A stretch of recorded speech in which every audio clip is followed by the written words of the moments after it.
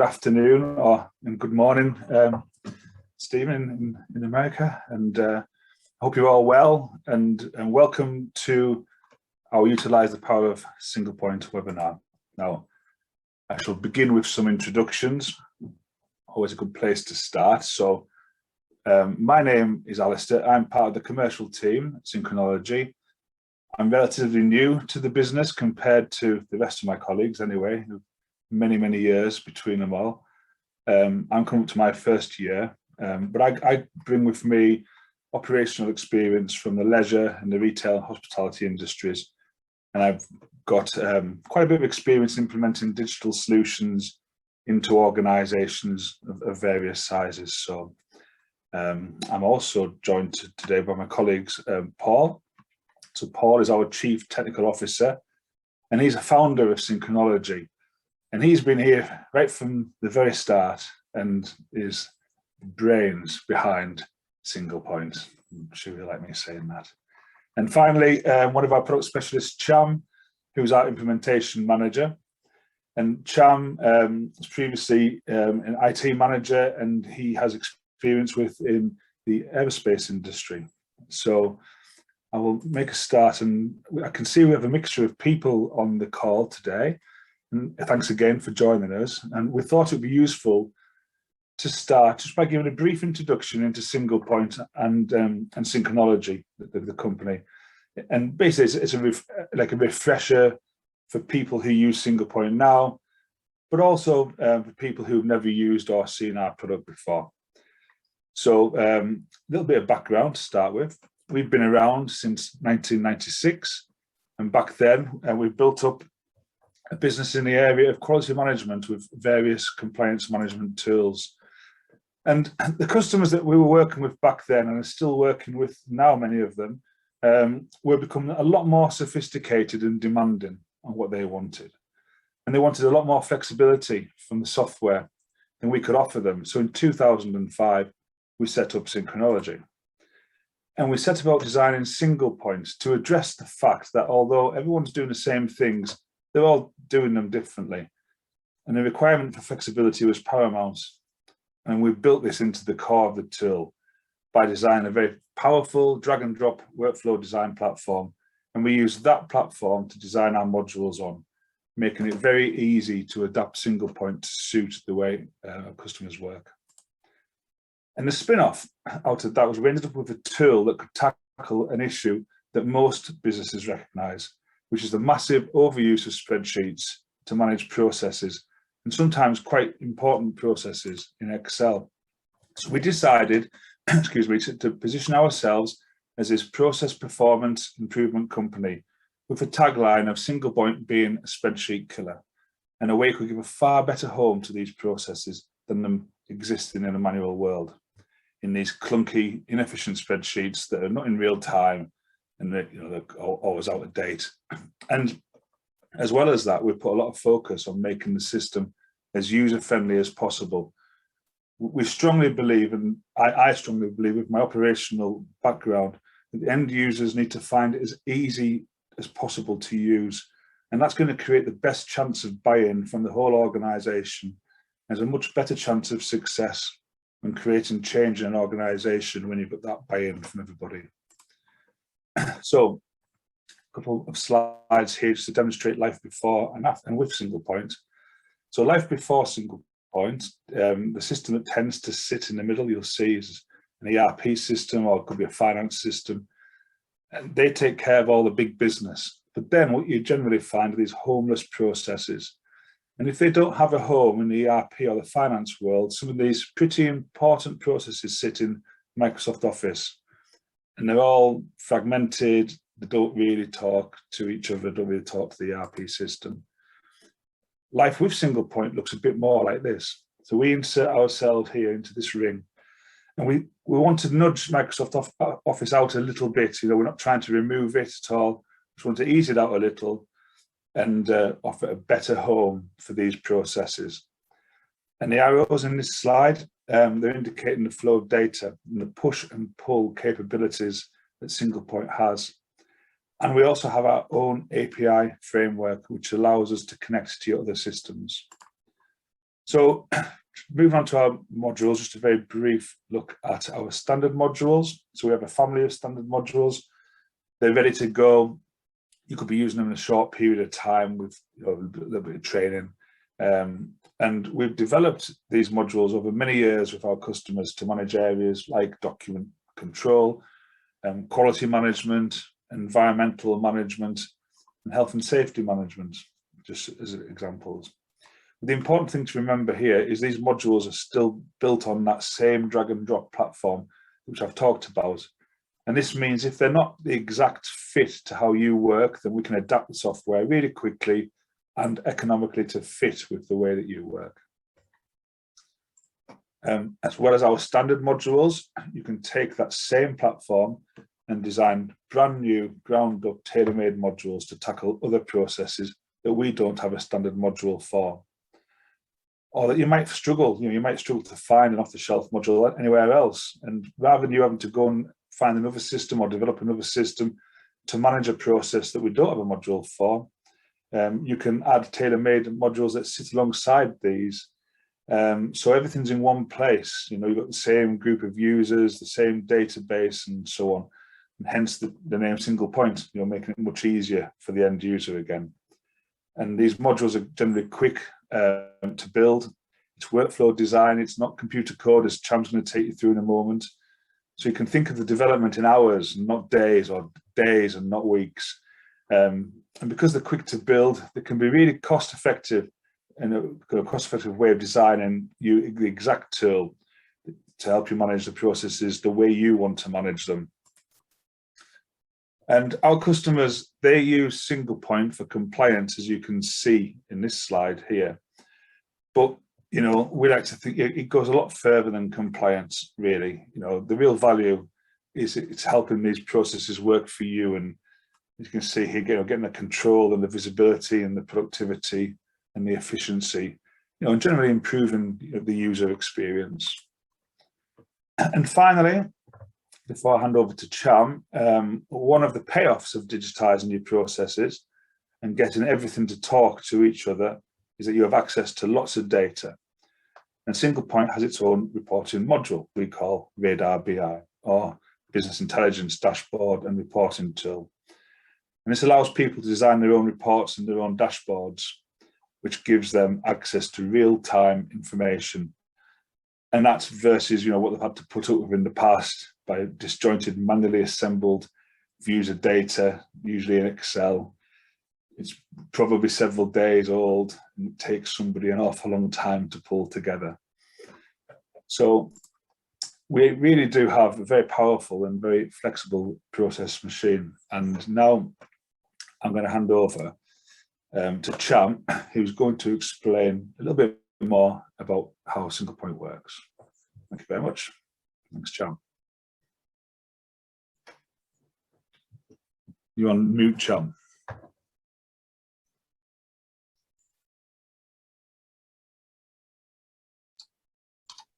Thanks, Ali, for the introduction.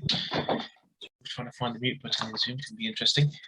So I'm going to be walking you through Singlepoint from the back end of the system. We won't be going into the actual workflow product itself. What we will be doing is giving you a vast overview of the product using screenshots that we've taken from the back end.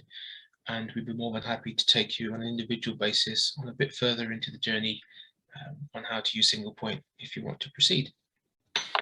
So the first thing we'll talk about is the way that we construct the data. So in traditional web-based applications or even desktop-based applications, you would normally have two separate interfaces, a database and an application layer, which you design the software. Within Singlepoint, we've integrated them both into one. So we use what we call entities to represent our table structures, and we have attributes which we use to represent the fields. This gives us a vast flexibility to be able to do everything within the product and limit the amount of specialist knowledge that we need to have in programming environments. So for example, if I'm looking at the screen now, I share on the left-hand side in the screenshot here, what an entity would look like, and the context of an entity has lots and lots of attributes on there. We can see towards the center of the screen, just like right to the entity area, usages, and it shows us where we actually call upon these specific entities within the modules themselves. So we can see where they're based in forms. We can see where they're based in workflows, in grids, and in even fields. This is quite useful information because if you wanted to do a cleanup exercise, you can always see where something is related before you make a mistake and delete something. Again, a feature which isn't necessarily available in traditional software development tools. When we create fields and attributes in Singlepoint, we have a very clear and distinctive way of doing it. You simply pick from a drop-down menu the type of field that you want to present. So in my list here, I have things like Boolean values. These are really useful for having steps in your workflow. So to determine, depending on the status, for example, if something has either been sent as a notification, you may want to send reminder notifications. You could use Boolean values. We can store currency by default, and we give you a list of currencies that you can use, self-configurable within the module themselves. Data sources, which are your drop-down menus and grids within Singlepoint. For the existing customers, you'll be familiar with these already. And you can see here, they're very easy to configure. You simply pick the option. Date and time field options, file options, images, numbers, percentages, and we can even extend it to have sub-processes within a workflow form as well, meaning you could execute something else to help calculate values. We've got many customers on the call already where we've implemented such features for calculation purposes. So the data structure in Singlepoint is generally quite simple to use. It is pretty much what you see. You just right click on it and create your attributes, and that helps you to build out very simply a really nice, quick and easy table structure. Cham, we have a question on, just came through there, and the question was, can you import data from your legacy systems? Yes, we can import data from legacy systems. So there's a couple of different ways we can do it. We can either mask the data from your existing system if you want to keep it live, and this isn't just legacy systems but also other systems as well. Alternatively, we can create import routines and we can import the data themselves. So a common example we do have within the business itself is a customer will come to us and say, we have existing system, the license will expire in 6 to 12 months time, we're looking for a replacement tool. Alternatively, it's in-house built and they want to now take it forward and bring it into a much more comprehensive tool such as Singlepoint, as opposed to, in your earlier example, Excel and Access tables. So we can restructure the tables out accordingly, help you with the mappings and bring in the data. Thank you, Cham. Okay, so this particular screenshot I've got on here is the way that we design the workflows themselves. So it may look a little bit similar to a Visio diagram, and I generally use that as my analogy for when we are designing a workflow with a customer, because just as easy as you can put together a Visio diagram, we can build a workflow. So you can see in here, we have different activities in the center panel. We have things like arrays users, fill users, old data. Not all tasks, and then there's a little bit more on the end of that, but we can always identify what it says. And you can see here on that particular yellowy object, I'm not sure if you can see the mouse here, but where it says not all tasks. What it's referring to here is if not all tasks are completed, then go one way, and if they are completed, go the other way. And this is how we actually segregate out the workflow. So it's just a simple condition, either tasks are either completed or they're not, and then we present a form so the data can be inputted. The difference between these two forms, just for beneficial purposes of discussion here, one of them has the option to proceed to the next stage, and one of them just simply has a save option instead. So you can see we're very easily available to be able to change workflow and to put logic into the process as you require, just based on very simple business rules. And in this particular case, usage rules as well. Some of the objects that we have on a workflow themselves are things like form activities, the set data activities, which allow us to set a piece of data. For example, this particular user edited the data at this date and time. Traceability is becoming a very big thing now for customers, so we like to be able to give you guys the facility to track that feature as well.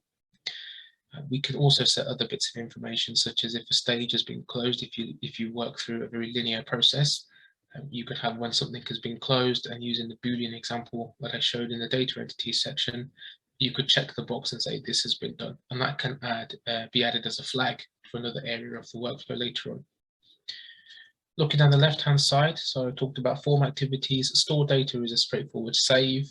Copy activity, so if you wanted to duplicate a record, certain things like audits, for example, or even risk assessments, you may have a designated template which you want to reuse several times. We can utilize this activity here, the copy data one, to bring across data from the old subset of data to the new subset, i.e. your template to your actual record that you want to create. Your notification activities as well, whereby we can actually send out notifications at will based on your criteria to notify one or many people of a certain occurrence in your workflow. So it could be a new issue has been created, it could be notifying something's ready for approval, etc. On the right hand side, I've just got over here the different action buttons. So again, for those who are familiar with using Singlepoint at various places in your record's life, as it progresses through whatever it's doing, be it an issue, be it an audit, you will see different action buttons appear. They're self-configurable through the interface itself. You would simply identify which area you want to work with, click on design, and it will take you to the designer itself. So very simple, inbuilt, and easy to operate. If you can understand the Visio diagram, this is not too dissimilar to being able to create a workflow. Okay, some of the other areas that I'll just cover that we have within our workflow toolkit. So I've already mentioned some of the items on the far right under activities, but here are some of the other ones that we have. The control activities if statements, and that will decide which way you choose to go. We have confirmation boxes which appear on the screen, and they could be, are you sure you want to close this record? Simple answer is yes, you proceed, and other answer is no, it takes you back to do something else instead. Case statements where you have complicated ifs going on. For those of you in the technical world, this will be familiar. Again, it's very simple. Just drag on the activity, and then you simply configure it using drag and drop icons to the next piece of information. And the very important one here is authentication. Now, it's not so used anymore because people feel it can add an extra step into a process, but it is also a very important thing to mention. Say, for example, you were approving a purchase order, for example. In the olden days, or in a non-digital world, you would take that piece of paper and have it signed. With the authentication activity, what we do here is we replace that paper-based signature and use your password instead. So the user who's been assigned an approval, for example, if this particular activity was included in the workflow, they would be expected to enter their password again. If their password is correct, it will proceed, and if it's incorrect, you can signify using an error message, or just simply take them directly back to the previous step, which would have been the form that they were on. Under the document control activities, DCS over here, this is where we can design and configure customized document control processes through workflow. So we have a number of customers who use a combination of document control and workflow elements, and in this particular use case here, using these activities, we can actually bring the two worlds together. Meaning if you had a very customized workflow whereby you need to capture more metadata than is available within the document control world, which is very specific for your business needs, then we would use a customized document control registration process. And you can see here right at the top, once I've collected all my data, if I choose to register, it would actually input the data back into the document control module. The very last one to talk about here, process activities. This is what we mentioned earlier about sub-processes and even plugin activities as well. If you had a plugin with an external resource, we could bring that into the system using these plugin activities. And this would allow you to extend the capability, such as integration with a third-party product.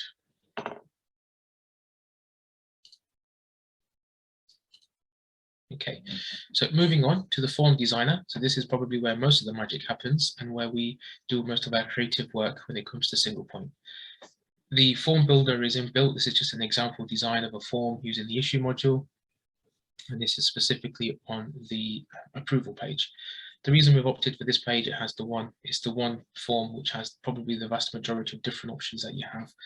So you can see here we've got combinations of drop-down menus, labels, text boxes, date boxes, the grids of information, and you can see very easy to design. You literally drag and drop them into the right places and you can present them away. You can see here with this number 254, what it's referring to is a sub area within the main kind of tab area, which is also a sub area of the main form.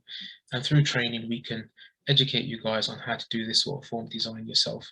But the design tool is very simple to use, as is the interface here, which is a more streamlined back-end version of it. Here you can see on the left-hand side is my entity builder. So over here is, as we did earlier on in the example, I could right-click and create new attributes. When I want to add something to the form, I literally left-click, drag and drop it into the correct area, and I'm good to go. I can do all sorts of different things with this. I can either change the different toolbox, and I can pick labels and other options. And I can also set other things as well, such as visibility, for example, which I will be covering under expressions. Okay, so in terms of being able to add attributes again, using the previous slide, that's the issue area here. I right click, create an attribute, and I'll be able to do the same function as I did before, define what type of attribute I'd like to create, number, text, drop down, etc. And in the toolbox area that you saw, you've got other options such as labels, images, subgroups, and groups. This is where we would add tabs onto your form. And for subgroups, we can actually partition the form out a little bit further to give you that more robust design. In terms of attribute creation and expressions in Singlepoint, we have a very comprehensive expression editor. So we do stand by the version of we don't code Singlepoint. We simply use expressions to enhance the logic that you would like to include. So in the example that I've presented over here, I have a closed by drop-down menu. So the caption is closed by. The data type is a data source, meaning a drop-down menu, because I've selected single data source, a one data source, sorry. If I wanted a grid, I would have a many option instead. I can pick which the related entity is as to where this data is going to be coming from, and which field I'd like to display from that particular data field. Okay, and I can also add in here a filter as well. So the filter that I've got assigned is that the contact, this particular user is not a contact. So to do that, I would just simply drag and drop my Boolean value, which is this one over here, into the expression editor, and then just using my keyboard, tap in the two kind of outwards brackets and just type the value true, meaning this particular user is not a contact. We also have functions and global parameters in here as well. So you just you can pick certain things. So for example, if you wanted to do a filter on today equals something, or the date is greater than, if you was calculating overdue, for example, the due date is greater than today and it's not equal to closed, for example. You've got functions as well, which you'll be familiar with through tools such as Excel, where you can get date information, the sum, trim certain pieces, add two dates together. It's a very comprehensive function within Singlepoint, the library within functions.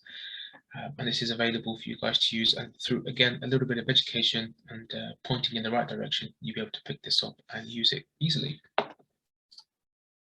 Okay, so just to mention now on some of the properties that you have on that form designer, you could do certain things such as visibility expressions and enabled expressions. So you could turn a specific piece of information on the form, a label or a data text box, for example, to be visible, yes or no, depending on a certain criteria, or you could have it set as being enabled depending on a specific condition as well. So in the example I have here, using our issue module, this one is using the stage-based version. So in traditional 8D sense, at stage number 3 or phase 3, D3, whichever your preferred terminology is, the containment actions will only be enabled then, so you could only create containment actions at the correct stage. You wouldn't be creating containment actions when you're later on in stage 7. Preventative, they should be done at that specific stage. Alternatively, it could have just be simply made invisible if you didn't want to see it. Okay, so moving on to our grid designer. So this is a new grid designer for those of you who have had Singlepoint for a while. It looks very different to what you're probably familiar with. And this is a much more new and improved piece of technology. So what we have within this grid designer is a whole scalable set of things that we can do. We can create multiple different functions. So as you actually use the grid control now, you right click on one of the selected areas on your selected row of data, and you can present the user different options. So you could even include a view instead, using an expression to tidy up who can and can't see the specific action. You could enhance the workflows as well. You can also create workflows behind the scenes and then pick them from the list over here. So taking away the traditional way that we've always done it, whereby the add process was separate to the edit process, you can now create it once and pick them in the same place. You could have multiple actions, create workflows and bring them in instead. You can now also color cells, which I've demonstrated over here. So in this example here, the two green ones are because the status is set to approved, and the red one is based on the fact that there's been no return date. Very simple using the expression editor. create the rule, enter in the type of expression you want to use, and it will bring back the color that you'd like it to use as well. Again, using this sort of new grid control, I've got 3 layers of data here in this example. So this is top layer, middle layer, and then bottom layer. I'm able to see the whole length of the data stretched as well. So clicking on the plus buttons in the relevant areas, I can even expand it down. So in here, you may be able to see, depending on how good your resolution is, I've got 1 record in the center table, but there's 3 records associated to it. And this is using hierarchical features, which is now pretty much standard within the way single point tables work, and really enhancing what you're able to do. You can even do things like turn on visibility for a column based on an expression as well. You have the ability to widen and reduce the width of your columns, just simply entering in a value, and you could fix it at that value or just make it a little bit dynamic. For those of you, again, in the previous worlds would know that wasn't always something that we were able to do to try and match it the way you wanted. So really, really enhanced for you the different functionality that you can use in here. Cham, somebody has asked, you may have answered the questions already actually, but what are the main differences between the old and the new? Maybe one for Paul, maybe as well, but the grid between the old and new grids. So just as again, recap on the main overviews, highlighting of cells, that's a new one, being able to set column widths, individual columns based on an expression. So for example, if somebody didn't want to see, you have a piece of information such as a customer name, and you're sharing your database with an external supplier, you don't want them to see your customer name, you could actually hide it based on an expression, such as if the user who's logged in is, our customer, so the owner of the tool as such, they would be able to see that column, but the external company would not be able to see it. So that makes it really granular to be able to create different views in grids, and really hide down the data, drill down in the data the way you want to see it. You only present what you want to see, basically. If you want to take it a little bit further, you can, as I say, in this example, drill it down a little bit further. And if you don't want to give them that sort of access, you can restrict it as well. So it's just having a real benefit of being able to have control over what you can do with your grids, rather than just in the olden days, having a static grid, what you see is what you get. Thank you, Cham. Okay, moving on to reports. Sorry, Cham, if I could just add to that, we also have the ability to configure user-defined filters that you as a user could configure for your own use in the grid views. Lovely. Thanks, Cham. No problem. Okay, so moving into the reporting world, which is Radar BI in our tool. So this is again an inbuilt system. The one good thing about Singlepoint here is we're not having to go to different solutions to give you an overall solution, hence the name Singlepoint. We have an inbuilt data structure. We have an inbuilt form designer. We even have an inbuilt report designer.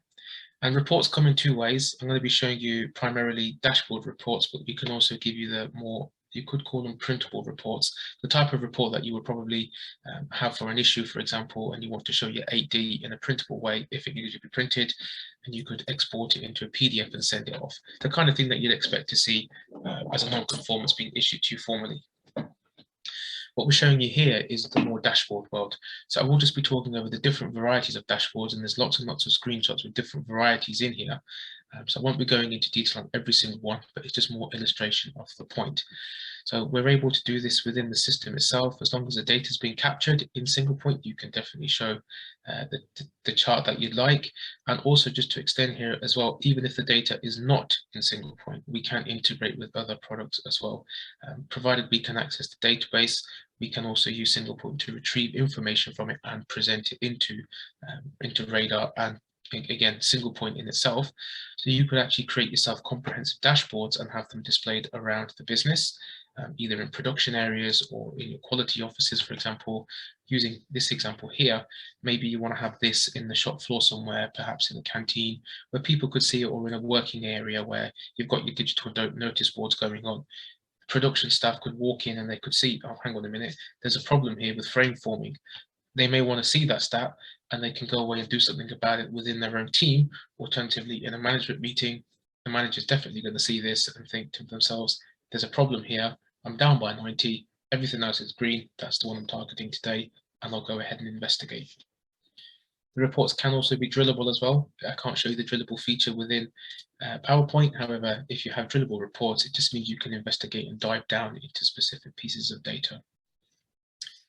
The grids in Radar as well can be highlighted. This is an example of a pivot style table where we're breaking the data down based on years for a specific customer. And depending on certain values, within regions, you can also color the cell, or you could even color in the entire row. Again, just a different sort of dashboard that you can have in here using a collection. So you've got bar charts, gauges, line charts within what we call cards. These cards are really, really handy. You can always see what's going on. Range filters as well, so you can see something over the course of a period of years. And again, grids, but inside the grid, you've also got a little bit of line activity going on. So you can see trend lines inclusive as well. And once more, you've got different sort of coloring that you can do, again, either over a cell or the entire row, depending on the specific status. The color library is quite vast as well, so you don't have to have prominent colors. You could have much more subtle and softer shades of green and red as well. Okay. So we also allow you guys to create pie charts, which you'd expect, but over here you can see a map of the USA. This is also doable as well. So if you wanted to have a more graphical based chart, you can do this and have heat maps and things like that associated on the reports as well, just to give you a flavor of what Radar is really capable of doing if you wanted to take it to that extent. Stack charts also available, different gauges, and to be honest, this entire design of report is down to you guys as a customer. We can again show you how to do this yourselves. Alternatively, we would help you to build them the first time and then hand over that knowledge so you can manage and maintain these reports going forward. Which takes me to the report designer area. Very, very simple, drag and drop utility as well. Everything in Singlepoint is emphasized around drag and drop facility. The only time where you ever really need to type something in or use your keyboard is around when you're labeling something. Alternatively, when you're building out your expression, you just need to enter in whatever the use case is. So if it's value based, obviously you need to put the value in, or if it's true or false, for example. Cham, I've got another question. How do you access the Radar designer? And the Radar designer itself is a module within Singlepoint. So you would just need to allocate permission to the module in Singlepoint. And then for the report itself that you're designing, if somebody else will also be sharing the report with you, you can assign an administration function to that report as well. So there's two options, there's view or there's full control, meaning you can edit it as well. Self-configurable within the module at report layer, but also access to the module is also controlled by permission set within Singlepoint user maintenance. Thank you. Okay, so for the designer, you can see here, I've just got very simple information. If I normally click onto this product category here, and on the right-hand side, it brings me all the options available for picking the field that I want to present. I click on the field, I can go through and I can change certain parameters of this as well, or certain attributes to it. I could define what type of data to be presented, if I want it in currency format, if I wanted it rounded up to thousands or 100,000s or millions or even billions. If it's a date, you can choose what type of date you want to display, the actual date, or just round it up to month and year, just show the year, just show the month. The options are extensive. As you can see in this one, end date is just based on year, but I could really click on that and drill it down and pick it up to an even further extent. Again, another example for a bar chart. Again, you just select on the bar chart, you click on the properties window, and you can just click on the options that you'd like to have. I've also included this slide over here so you can see the breakdown of structure for these reports. You can group them up in their own individual folders, so you can assign each individual report to a specific user as well. The data connections area over here allows you to define what data connection you want, meaning if you wanted to retrieve it from an external data source, you can create those into Radar here. Alternatively, if you are picking the data from within the Singlepoint world, which is the most used activity, then you would click on the data source option over here, and that will then interrogate the entities and attributes feature of Singlepoint. So we're not expecting you guys to create queries yourself. You don't have to be, again, a specialist in IT or a specialist in understanding how to write SQL queries anymore, as you may have had to have done for Excel reporting where you're pulling data from data sources. With this system, you literally just pick the entity you want from a drop-down menu, pick the fields that you'd like to include, click on OK, it presents you the data, and now it's available for you to report against. This is the data source designer that I was talking about. So you can click on design query, and that will just give you a very simple, if you're familiar with Access or even the query builder inside Excel, where you just pick the fields from the table. You click on the ones that you'd like to include, click on OK, and it returns you back to this sort of field form over here, where you can see all of the columns that you've applied. If you click on this icon over here, the funnel one, you can then further reduce down the data and apply some filters. So a common one that we have is when data is deleted, it ticks a flag to say that this, a Boolean attribute to say that this piece of data has been deleted. And obviously you'd want to filter that out. You don't want to have enough data in your reports. So you would always apply a filter that says deleted equals no. You can create multiple queries as well, meaning I've got two over here. I've got an issue one and a task one. They're both separate from each other, but as far as the data source is concerned, I'm able to create the data source and I can present both sets of dashboard information into a single dashboard. Okay, that's the presentation over for now. Are there any further questions? So that's, sorry, I just mute myself then. Thank you, Cham, very much. I'm just going to have a look now to see if there's any questions. I'm just going to share. Here we are. I'm not sure, Paul, if whilst I'm waiting for any questions, if there's anything you want to add. I've got a question coming in now. I've got a question now, which is training. So, what training do we offer, and what's involved, and do we need to upgrade as well to be able to use radar? Sorry.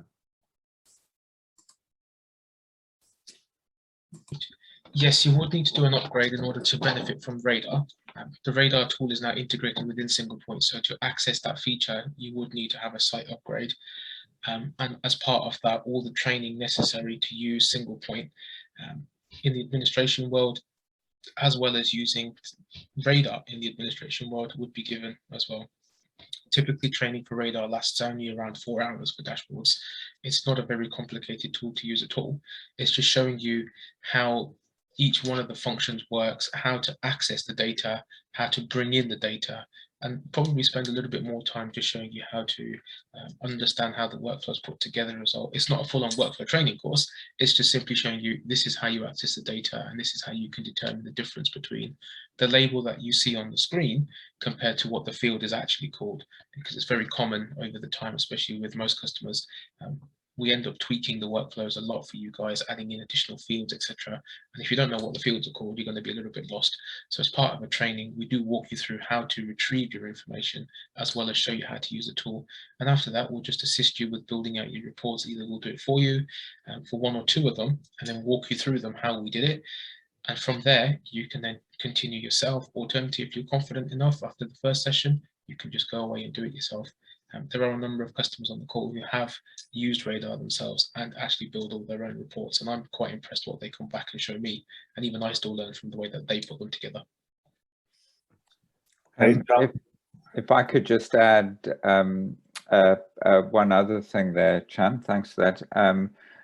Very often in the course of training, we would often identify a process that a customer would like to implement, and we would use that process as the foundation for the training course. And it's a good approach because one identifies with that process and understands what you're trying to implement, but also it's a productive exercise. You know, you're building a process that you will go on to use in your organization. Correct. Thank you, Paul. No worries. And Paul, I've just had another one here. But what sort of API? How does that work? What sort of API do we use? Oh, okay. So we have our own inbuilt standard client API. Nothing proprietary. It's all industry standard stuff. So you can create any REST API endpoint in our systems. So for instance, you might have a group of entities for a particular module, and you'd like to expose these entities to authenticated secure connections. So someone could query data from a particular entity and potentially update that data if you allow them to, but it would require proper client API authentication and secure connections. So it's we use this API to